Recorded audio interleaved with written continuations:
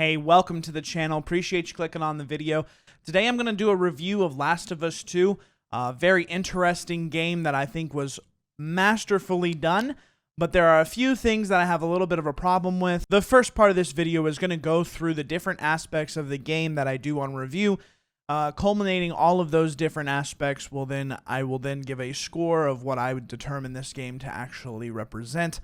I took a very long time to think about all of these pieces. I've thought them out. I've put them on a script over here, so I might be looking at my notes during the video. And then this video will then turn into a complete spoiler fest.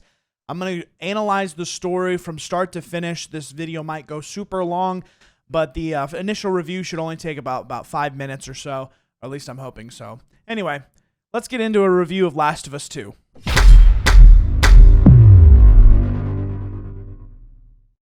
So first off, I can't give much of an overview of the game as there's going to be a lot of spoilers just in and of telling you anything about the game. I will say that it picks up 4 years after the first game. That's not too much of a spoiler. It's just a fact that happens. There are flashbacks that happen that give certain details during those 4 years or that 4-year hiatus of the move. And so since I can't talk too much about it, that's about all I'm going to give you. It's 4 years in the future, and the story from the get-go gets going really fast. Moving into the different pieces, the controls are very similar to the very first one that we had. I was not impressed with gunplay, just like I wasn't impressed with the first one. I know that, improving all the different stuff or all the different weapons along the way helps with a lot of the issues that I was having. But at the same time, I actually had to drop my aim assist feature because it was, with how sensitive I usually play video games, my controller when I was trying to aim, I had to push the controller all the way across, and the aim assist was fighting me to make sure that the auto assist was keeping me off the target. Anyway, dropping my default of 10 of 10 down to a 5 of 10 actually helped me aim better. So go figure on that one. As far as movement balance goes, it's all good. There's nothing to gripe about. I love the animations, love the movements of the characters. It's really well done. You have a consistency with the reloads, how to interact with things using the melee weapon and all that sort of stuff from Game 1, which is super appreciated just due to the fact that the same world has the same controls, and therefore you don't have to jump too much like God of War. I remember from God of War 1 to God of War 2, there was a big jump on what things were actually happening. So the button masher turned into more of a I can't really remember, but anyway, it's nice to see the consistency across the controls. As far as the HUD goes, what you see on the display, I think it's clean. I think it's sleek. It's very simple, very straightforward. When you're crafting, when you're switching weapons, all of that stuff, they did a really good job of both integrating how to switch weapons and craft items off of the same area for quick movement. I think that the UI was really, really good. So props on that. For gameplay, there are a couple of issues that I had. The first game had a ton of different aspects of puzzle solving along with combat, along with everything. It seems in this one that they've cut a lot of the puzzle abilities out. There are a couple that are in there, but for the most part, I feel like most of what you're doing is getting forced into a location. There's one exit for the one entrance, and you just get put into an enemy pit, and then you clear or you sneak past them, and then you go into the next area, and you just rinse and repeat that a couple of times. Then all of a sudden you get into a boss fight where you have to kill whatever thing you need to kill, and then it moves forward again into a sneak past the enemies, rinse and repeat over and over and over again. So a little lacking on the actual gameplay side. For me personally, I would have loved a little more integration of a puzzle type thing where you had to figure out where it needed to go or what needed to happen. As far as, using the ladder techniques or the board techniques in the first one. And then also Ellie didn't know how to swim, so you had to get her on the platform to make her. This is on the first one. And then, had to get her into a different area. So no spoilers on that. But anyway, my biggest complaint is just that it was super directional and basically just get to the other side of the room so that you can get out of that area into the next area. Which then gets me to the point of enemies don't seem very rewarding when you kill them, or if you kill them, it's more or less just like, whew, I finished this area.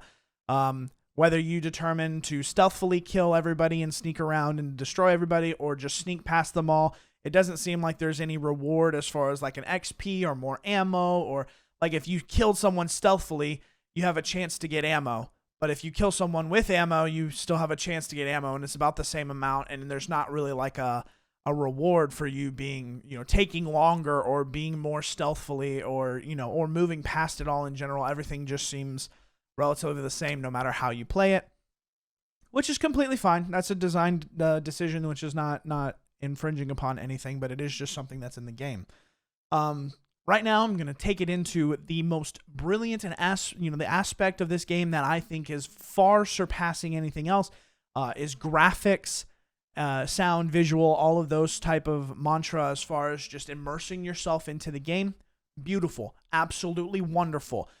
There's a point where you like zoom in on hands and you can literally, it looks just like a hand, like the different segments in your skin where the wrinkles are / where, the cell tissues kind of match up and mesh together so that you have movement and stuff. All of that is shown. It's not just a clear, oh man, absolutely beautiful. Freckles, hair, all of that sort of stuff is absolutely wonderfully done. Super great. Animations on faces lining up with voice acting and showing emotion through that voice act. Beautiful. Absolutely wonderful. It absolutely astounds me where video games have gone and how and what kind of power we're actually getting in developing it. So thumbs up. Absolute wonder. It's super, super great. And I have to completely give a 100% a best thing that I've probably seen as far as game look visually, at least in a long, long time. Detail, sliding down a mud hill, keeping the trail, clothes stained with different stuff, people getting wet from jumping in water and stuff like that. Fantastic. Cannot knock it at all. Can give it praise for what it did graphically and immersion into the story. It was a pleasure to watch. Absolutely great. So with all of that praise comes the very downside that I have for this game, and that is the story. And so I want to be very, very clear on this because I know there's a lot of people out there who have this certain, it doesn't mesh with my ideology, therefore I hate it, or, there's some sort of agenda that has to happen because, it's this typical idea. I don't care about any of that. I don't care about any of that. I'm not going to take that perspective whatsoever. The part that okay, so here's the thing. It's not my story. I'm not the one telling the story. I can have a gripe with the story, but someone's rendition of the story is what they had. Here's my problem. No matter which character you're actually playing as, you are the villain in this story. I'll say that again. Anytime that you're playing as someone in this game, you are the villain in this story. It was like, well, football, technically you could do that on anybody because, if you're Batman, you're actually the nemesis of this other, of the Joker or whatever. That's not, we're not getting at that. What we're saying is that we take the villain that has a strong correlation to be a villain, and we flip it and humanize that villain and make it. There will be more. I will go into this a lot more with the spoiler section because I think I can make a better job if I'm able to just talk freely about what's happening in the story. But that is one of my biggest issues with the game is that no matter who I'm playing as, I don't have someone really to root for, and that in of itself destroys what they made in the first one. The first game, you have a father who loses his daughter and downright shuts down, or he outright just shuts down, and doesn't want to trust anybody, who doesn't want to let anybody in his life. He eventually gets close to somebody who's strong enough to live on their own, and he copes with being able to be a part of that person's life, but not dependent. Like they aren't dependent on him and he's not dependent on them. They're both equally separate. And when that person's gone, he's left with someone who has to be dependent on him. And so you watch them go through all of these trials and tribulation together in order to grow closer and grow a bond, and you yourself grow closer and grow over this bond with them through the trials that they're having to go through. In facts where you get saved by her, and you know, as far as Ellie saves Joel, and then Joel saves Ellie, and back and forth, and they grow together through these things to become a father-daughter combo. And it's beautiful to see in number 1. But on this, they basically just rip that apart after about 10 hours of gameplay or so. And it's unfortunate. It's very, very unfortunate. Again, I will go into more of this in the other section. So I'm going to throw out my rating now. It's actually been a pretty long time as I've been recording this, so it's due. Anyway, I'm going to give this game an 8.2 out of 10. The spoiler section of this, once you've played the game and come through, I would love for you to come back and watch the spoiler section of this. We'll lay out my ideas on what I think was right and wrong with this game, what I felt they could have improved, what I think that they could have enhanced altogether. So I gave it an 8.2. Look, I'm a sucker for well-developed single-player story games, which means that this game was set up to have the most love from me whatsoever. It would make it an easy 10 out of 10. Visually, graphically pleasing. Animations were fantastic. The different situations you get put in are absolutely, there's breathtaking moments. There's, moments of victory. There's moments of defeat. There's, you get all of these emotions, and it's great. It's absolutely fantastic. But how they go about actually developing that story, how they go about actually presenting that story, detracts from the game and actually hurts the game in general, just because it seems at different points that we're trying to because of how someone is, therefore we can't make them bad. I guess let's just, as best that it's my biggest complaint with the entire game. Okay. So, for those of you that are wanting a recommendation, this game is a movie. If you enjoy interactive movies, go play it. It's great. Obviously, playing the first one enhances the gameplay tenfold, and I would advise you to play number 1 before you play number 2. But with that, I have maybe some personal issues that I don't necessarily agree with, even though I might feel that they should have done some things a little bit differently. I do believe that the person who told, the group that told this storyline, Naughty Dog, and what they did, it's their story, and they can tell it how they want. I'm a purveyor of that story, and I have a fandom, I guess, that perpetuates on why I think things might have been a little bit different. But I think it's a great game, and that you should probably play it. Now, I'm going to go through key spoilers in this next section. This is a totally, the section that we're talking about of having a lot of spoilers. And I would advise you that if you want to play this game or are interested in playing this game, that you skip this section. I'm going to talk freely and openly and throw out all the ups and downs. And we're going to go through the entire story, analyzing different pieces and where I think that they should have altered or changed a little bit to make things a little bit better. So here we go. I'm giving you about 5 seconds to turn away now. And that will be the end of that, all right? So, this game starts off 4 years in the future after number 1. Like I said, with number 1, you have a daughter-father combo that gets together. They bond together. At the very end of the story, Joel goes through and kills an entire hospital full of fireflies that we're going to kill Ellie in order for her to be, or for the disease that she has, in order to be able to make a cure and make it a vaccine for everybody so that nobody would have to die. Joel has become very fond of Ellie, and therefore, as a father figure, he protects Ellie because he is determined, or he is notified that she's going to die and that there's no way. Personally think that all of this issue would have been resolved if they had all sat down and said, look, in order for us to operate and in order for you to become a vaccine, you're going to have to die. Like, we can't remove it without killing you. And then I would feel like Ellie has the decision on whether or not she's okay with that. That you can't, You give the person that decision. Then, if she says no, but the doctor says yes, and we have a conflict rise out of that, that's a way to get a story out of it.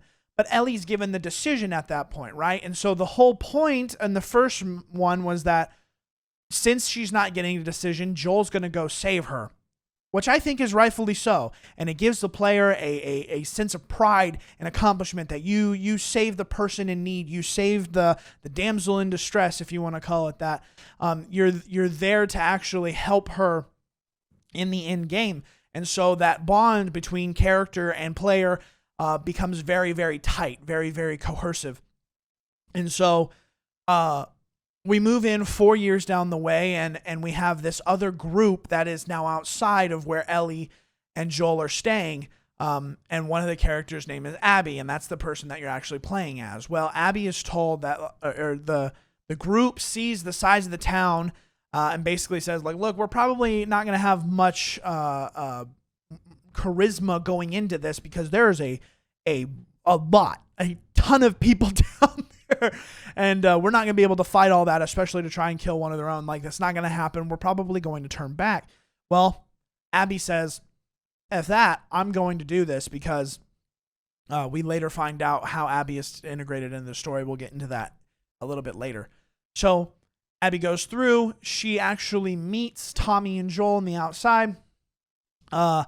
And they bring her back, or she brings them back, and after a walker infestation, or not necessarily a walker, but diseased, infected infestation of the area, she gets them back to the old manor that the group is held up in, defending the area. During that time, it is found out that Joel is Joel. That's the person that they're looking for. Abby then goes to town on Joel with a golf club. During that happening, Ellie finds her way into the area and watches as Abby literally kills Joel with a golf club. Huge spoiler, that's what happens. That is what happens. I absolutely love this setup. It was unexpected. You didn't think it was going to happen. You thought it was going to be Joel and Ellie fighting against the world again, and that was what was going to happen. That's what everybody expected. So at the very beginning, you get shocked and you get awed, and you set up a beautiful story of revenge that is going to happen, that Ellie is going to determine. I mean, the start screen shows you that it's Ellie by herself, and I love it. I think it's absolutely great. Nobody expected it. Nobody expected that you were just going to play as Ellie for a little bit, and you were just going to play as some random character, and then boom, one of the main characters that you so beloved is destroyed right at the beginning. Brilliant. Love it. That storyline is great. If you have a problem with that, that's just because you're an angry person who really wanted to play as Joel more. That's fine. You can have that perspective, but understand that this twist in the story, this abrupt ending to a beloved character, sets up a beautiful gameplay to go on after. Here's a part that gets really rough. Ellie starts this in Veta, so they find that there's this WLF. They find out that the WLF is in Seattle. I don't remember all the specifics on how that happens. But they go to Seattle, and once we get to Seattle, everything starts falling apart. And you're like, well, that's like 98% of the game. So here's the thing. Ellie goes to Seattle, but we rush through a ton of what's the storyline and what's developing here. We go to Seattle. We don't see anybody from the WLF, but we start breaking through some of their barricades, some of their gates and stuff like that to get to different areas. And we just move forward very quickly, not really setting up anything. We find some pictures that have like a set of like 12 people or 10 people or whatever, and it clicks in Ellie's head. Like, look, these are the 10, 12 people that were, in the hut. I see each one of them. I've seen all of them. These are the people that were there. These are the people that I need to kill. I think that's a brilliant setup. You now have a list of characters that you can go through one by one of different scenarios in which you actually, defeat them, whether they're little boss fights, whether or not you have like chase scenes and that sort of stuff of trying to actually get to these people. I think you have a wonderful gameplay out, through this point. But they wash over any and all of that existence. They don't make that anything. They don't make that anything. They just wash through it and start picking off people randomly at different times, which has its place. It's not terrible, but you had a setup of a big storyline that you just washed over, and the fact that you could get this other part getting and going with the idea of playing as Abby and introducing that entire side of the game. So we wash through Ellie's story kind of quickly. There's more or less just one particular part where she goes into the hospital where she finds a girl named Nora, who's one of the key characters on the other side of the story. And then she throws her into spores, has to fight and run after her for a little bit. And then she gives a location. She doesn't want to give up her friend, and then Ellie kills her, kind of in cold blood type thing right there, in a very, very sinister, vindictive area, especially with like the red lights in the hospital and everything. Super crazy happenings on that. So then we're stuck in a theater with her friends, and we move forward, and she's trying to find Tommy because Tommy went before her, and we go through a different little piece of that. She moves forward. She finds Jesse at one point, and Jesse and her go and try and find Tommy. They split at one point because Ellie says, well, Abby's going here. Tommy's going to go there. If he has the same intel, we can meet up there. Well, Jesse actually goes and finds Tommy. They group up, and they finally meet Ellie after Ellie has gone to the aquarium and actually killed more people that were in the group in a very, very terrible and horrible way. Ellie actually kills a pregnant lady and her husband, and it's very, very sad, very, very like, my rage and vindictiveness has actually made me kill an unborn life, which is, a huge statement and everything. That's very, very crazy. So pulling back from that, they go back to the theater, and then Abby shows up, and Abby actually, which I think is kind of a good part, but kind of a terrible part. You've grown fond of these a little bit fond of these characters.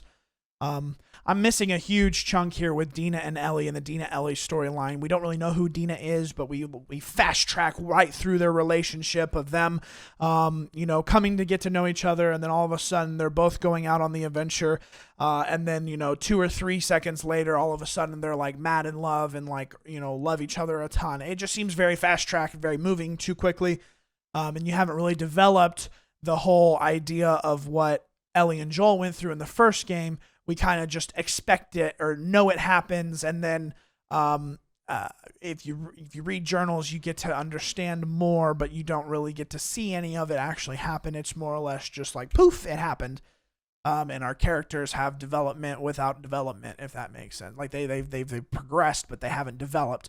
So anyway, you've got this close knit love triangle type thing between Ellie, Jesse, and Dina. And then Abby shows up at the theater after the whole incident, and she's like, you killed my friends or whatever, but she pops Jesse in the face, which is like, holy snap, did not see that coming. That's absolutely crazy. Which I like when stories do that, when something out of the blue just hits you in the face and it's like, whoa, was not expecting that. That's insane.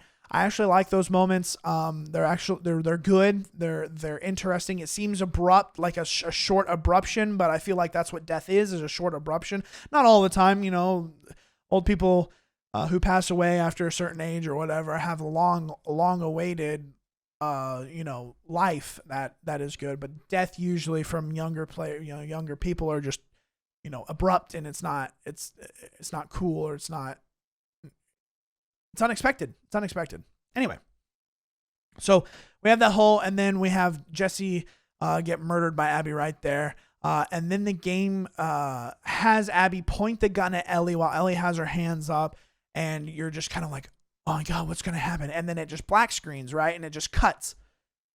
And then off of that cut, we literally roll it back all the way to Seattle day one, and we start playing on Abby's side of the story. This is where part of my complaint comes in on how this story is developed and how this story is shown. You after playing for 10-ish hours or so, you're wanting to see where that story culminates or ends up at. I feel like this is better received or better understood if you start playing both sides of the story at the same time. if day one in Seattle, you're watching Ellie, and then day one in Seattle, you move over to Abby. So you can understand the progression from both sides and what they're having to go through at the same time so that you can develop these characters alongside each other instead of moving from one side, be villainizing one character completely 100% and thinking that like we have to get rid of this person because they're terrible and they're horrible. Now we're going to flip it all the way back to the start, and we're going to try and personify and make this person a human being on the flip. And it's like the entire time that you're playing as Abby, you understand that she killed Jesse and that there were issues that were happening, or that you didn't like her. And so for about 5 hours of her gameplay, you're thinking, how can I creatively kill this character? How can I make her fall and have a gruesome death? How can I have a dog bite her head off? How can I have, like different things like that? Like some of those aren't really possible, but when you get what I'm saying, I'm wanting her to have a bad time. I don't want to do this. Nobody wants to play this part of the story.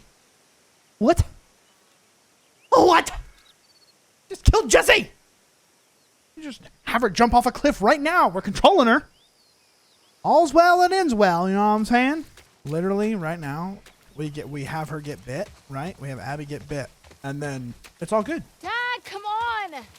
And if you're playing as that character that you want to have a bad time, then I don't understand what the intent was, basically, because it's something that I didn't really want to have to go through.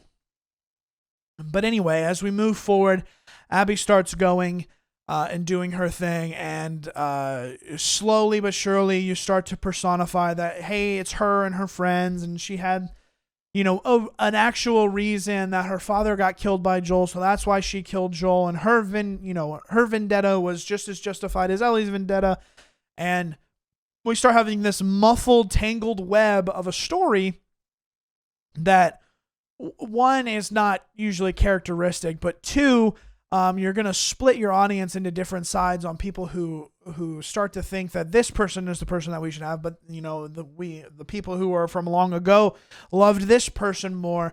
And since you didn't do justice for the old person, that crowd is now angry, but now we're giving a justice for a new character who goes in and gets captured by these not indigenous scars, but this cultish group or religious group, I guess, or whatever, called the Scars, which are actually Seraphites.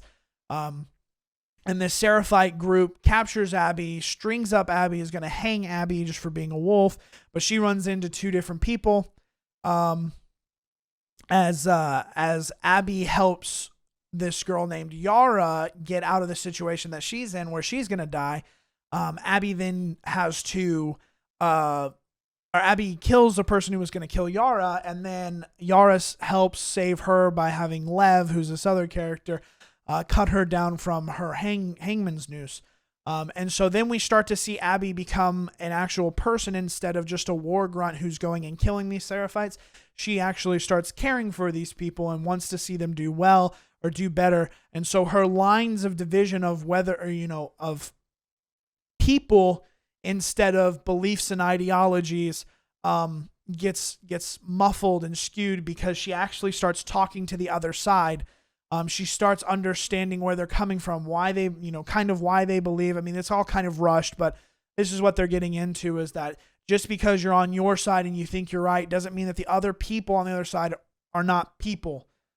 And so when she stops calling them scars because, derogatory term, and calls them Seraphites and calls them people, it becomes a lot harder for her to be able to distinguish sides, where she starts killing her own side, and so I can see this internal struggle that they're trying to develop and make her more humanistic than when she's over here killing Jesse in the face immediately.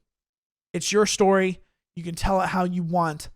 But doing this, you cause a major rift between the audience of old that loved your game and the new player base that might enjoy the different aspects that you are now presenting. I do have to say that the game in general on this half, when Abby's playing, is completely detracted because we know Abby survives up into a certain point. She's appeared at a certain point, and so anytime that there is a fall or an attack from an infected, or an attack from this person. Like when she got strung up and was, being hung with the scars of Seraphites. The whole time I'm thinking she survives this. I don't know how she survives it, but I know the outcome, so it's kind of lackluster that this event is even happening. And so if you parallel each one, and day 1 happens, and day 1 happens, and day 2 happens, and day 2 happens, and day 3 happens, and day 3 happens, then we get into a spot of like, oh man, like this whole time we've been thinking that we've been chasing this person, but actually she died here, and that doesn't really happen because she shows up at the end. And so when you're developing your story, you can't give the punchline before you set up the entire thing. I think that's a really, really, detrimental part of your game. And that's where I was saying there's different points of the game where I'm literally like, this is what I wish would happen. Come on. I'm dizzy. Oh, what? Oh my God! What happened with the screen? Oh, water. Talk about lucky.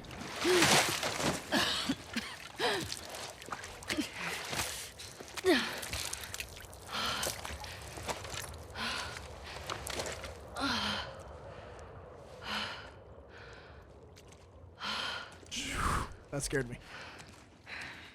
Even though I don't really care if she died or not. So moving on, we go through this whole entire episode with Abby, and understanding who the Seraphite are, who the Scar are, and she eventually comes back to the aquarium to find both Owen and Mel that are dead. She then randomly shows up at the theater. She finds the map, and apparently that shows exactly where the theater is at, and who they, where they are, where they're staying. She shows up, she shoots Jesse, and then we finally move on to the next spot. This is about 15 hours past the 10 hours that you played with Ellie.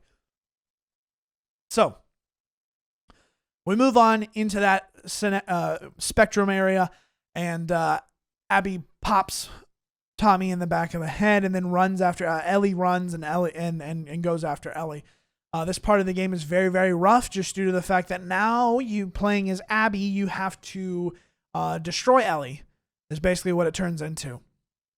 You have this big fight scene, and you're literally beating the character that you grew up to love, that you an innocent girl that didn't even know that she was taken from being able to save all of mankind, that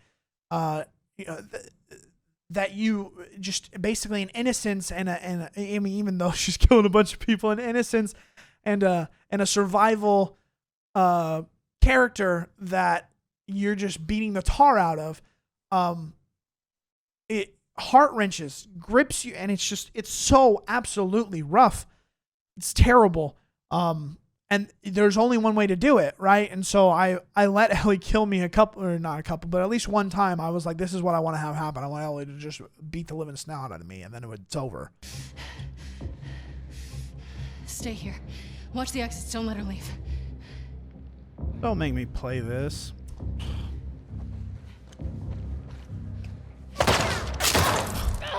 Fuck! Shoot me. Don't Actually, just shoot run. me. No, just shoot me. I'm not gonna shoot you, Ellie. Come on.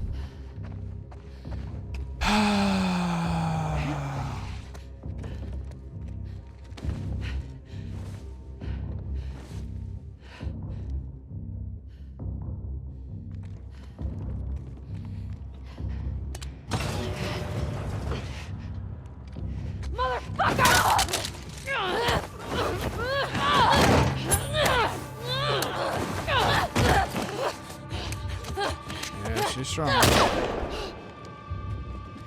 Just shoot me. Shoot me. Shoot me. Do it. Thank you. Thank you. Do it. Okay, now I know this isn't going to allow me to actually play through it like this, but that's the ending that I want. That's what I want. Well, that doesn't get to happen. And so we get to see we get to see Abby literally destroy them and then keep Ellie alive and just say like, okay, we're even, Steven, square or whatever.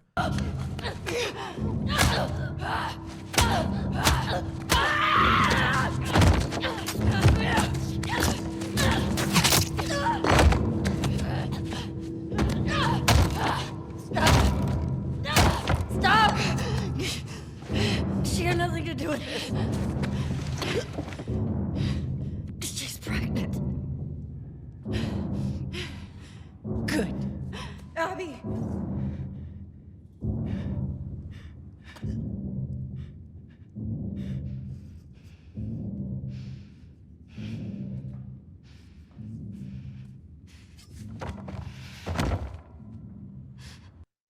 And you've split your audience into not wanting to have one side win over the other side. It's very, very hard. It's very, very difficult to watch this whole thing happen.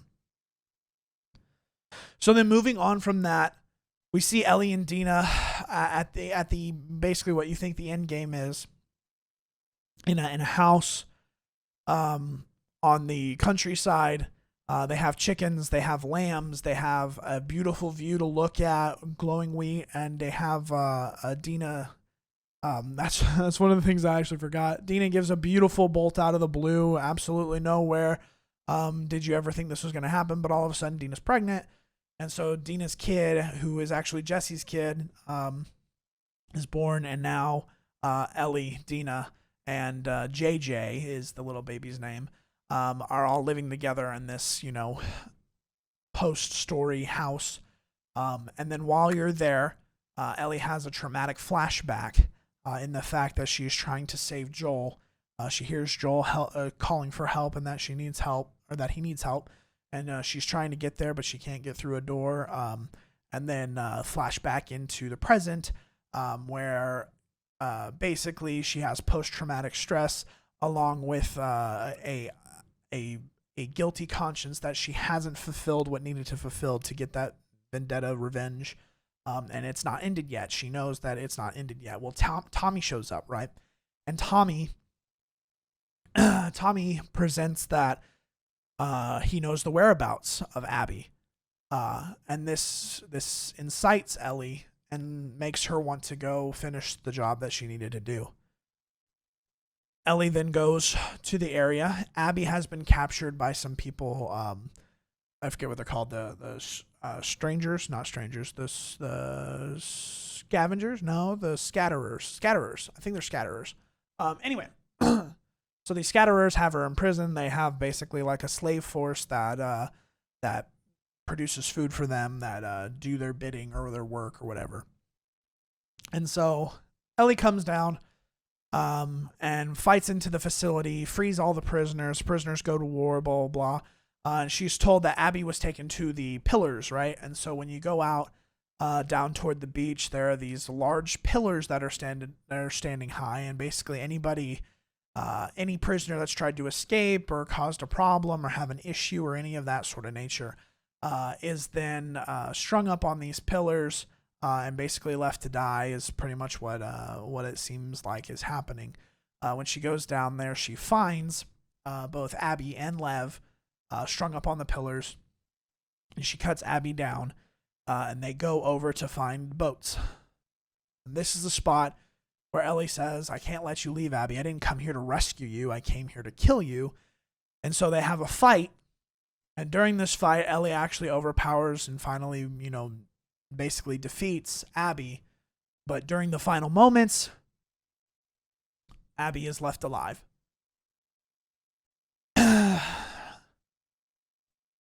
The ending is so rough for me.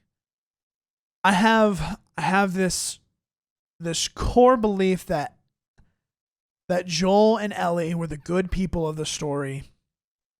People trying to find a cure.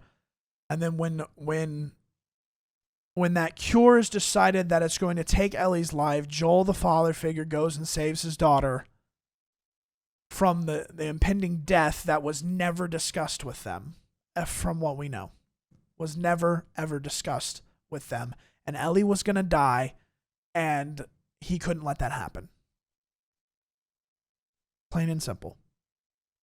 That is a good motif. That is a good area that you leave your audience with and have a faithful understanding.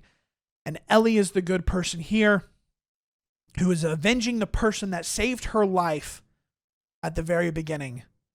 Avenging that person and righting a wrong that should have never been allowed to have happened, but doesn't do it and allows for Abby to get away or to survive and get away.